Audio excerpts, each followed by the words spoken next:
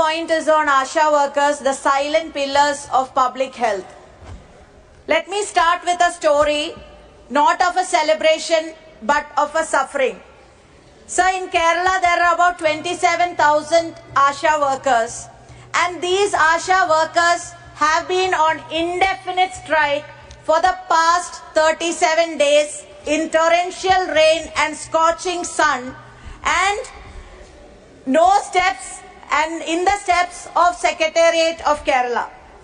And now ASHA workers have announced that they will go for an indefinite hunger strike from day after tomorrow. Why, sir? Because the honorariums remain unpaid, their wages have not been revised, and their demands are met with silence. Neither the government of Kerala nor the centre has had the willingness to even listen to the concerns of ASHA workers. On International Women's Day, when the world celebrated, the ASHA workers in Kerala stood in darkness of neglect. Currently an ASHA worker in Kerala receives rupees 7,000 per month. That is equivalent to rupees 233 per day. Even this meager sum is delayed. Can a family survive on 233 rupees a day? And even for this meager amount, Kerala government had brought a circular which they had to withdraw under pressure yesterday because of the ongoing protest of ASHA workers. 20 years ago, when under NRHM, when ASHA workers became as scheme workers, and when they were as voluntary part-time service. Today, they are the first-time responders to a most pressing health issue. During COVID-19, like angels, ASHA workers went from door to door, identifying patients and quarantine, treatment, giving them medicine, PPE kit.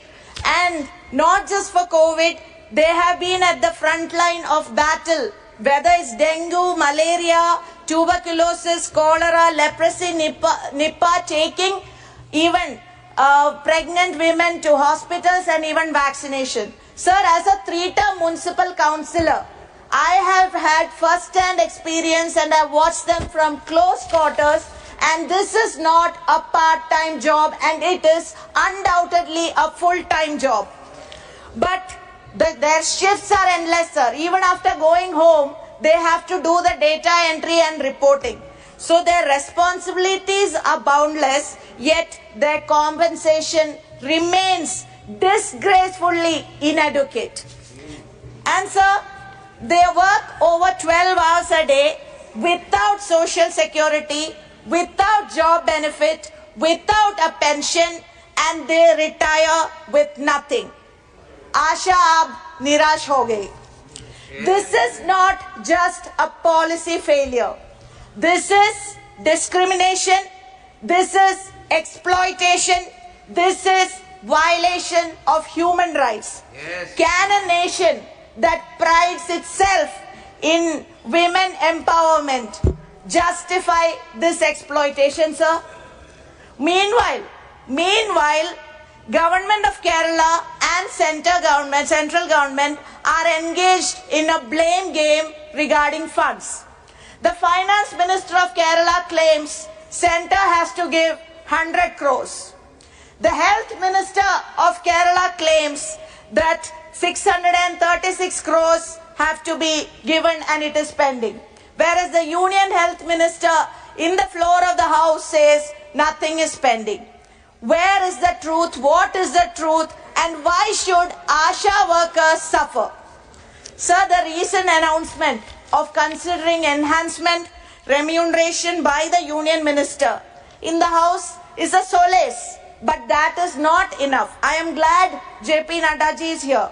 ASHA workers must be institutionalized as a government employees, and refusal to do so is a deliberate systematic undervaluing of women labour. So therefore, most respectfully, I urge the central government, regularize ASHA workers as employees, implement a structured pay scale of rupees 21,000 per month. Ensure a retirement benefit of 5 lakh social security, EPF and pension. So I have raised this issue in this house on Feb 6, 2024 and we will continue to raise it. So now I move on to my second point, Anganwadi workers and helpers, the backbone of child nutrition. Like ASHA workers, Anganwadi workers in Kerala is around 66,100 and they are also on an indefinite strike since yesterday. Their wages have not been meaningful revision in 8 years, but their workload has increased exponentially. An Anganwadi worker earns only 12,500 per month and a helper rupees 8,700 per month. Often they pay for the daily expenses and they have to crave for their reimbursement. So this is a state-sanctioned injustice. So I urge the central government treat Anganwadi workers as government employees in line with Supreme Court observation, implement a minimum wage of 21,000 per month, increase retirement benefit to 5 lakhs. So I had raised this issue also in the House on 5th December 2023 and will continue to raise it. So the protest staged by ASHA workers and Anganwadi workers in Kerala is a show of strength, of perseverance, of women power. Jwalikette Stree Shakti, Unaratte Keralam, Bayakillini Namdellum, Karuttode Viral Chundum. The women power will rise and shine. Kerala will awake and point fingers on the injustice of state and central government. Very good. Sir, I have started Mahila Sahas Kerala Yatra from Jan 4th, covering 1,474 mandalams, 941 panchayats, 87 municipalities and 6 corporations. And I want to share here, in 40 days when I traveled to 30 panchayats, in every panchayat, ASHA workers and Anganwadi teachers and helpers, they came and narrated their sad story.